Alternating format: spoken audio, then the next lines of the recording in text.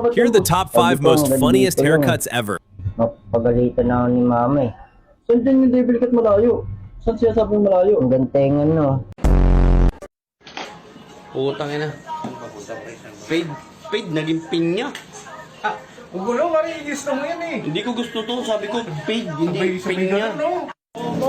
Sabi ko talaga. Sabi ko fade.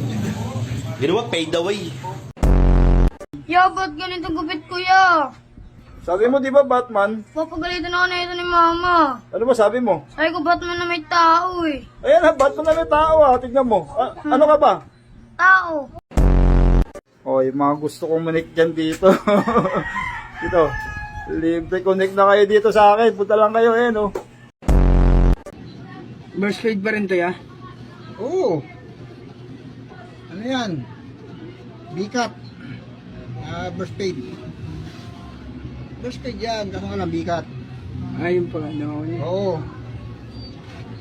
Maganda yan, kasi sa mukhang mukhang talong. Like and follow for more funny ranking clips.